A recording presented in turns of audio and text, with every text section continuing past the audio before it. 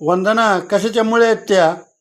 अहो ह्या मुळ्या थोडी हा ही शेपाची भाजी हा थोडं साफ करून ठेवली ना, एवढी एक गड्डी होती तर एवढी नीट केली. आता ही संध्याकाळच्या जेवणामध्ये बनवायची. तर का तुम्हाला काय शेपूची भाजी आवडत नाही का? मला आवडत नाही. डेकार कसलं तरी येतात. अहो शेपाच्या भाजीची एवढं महत्व आहे ना, लेडीज लोकांना माहिती असेल.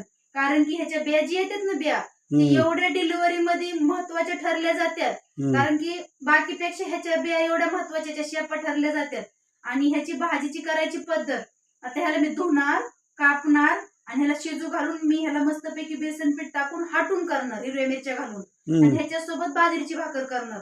तुम्ही जिथं एक भाकर खाता तर तुम्ही 2 भाकरी खाता. एवढी चांगली भाजी होती. बनव बनव चांगली बनव. आणि ह्याची करण्याची पद्धत दुसरी पण आहे. सुकी भाजी करायची, कापून मस्त ह्याला ह्याची डाळ टाकायची मुगाची आणि चपाती सोबत, ती पण एक नंबर होती.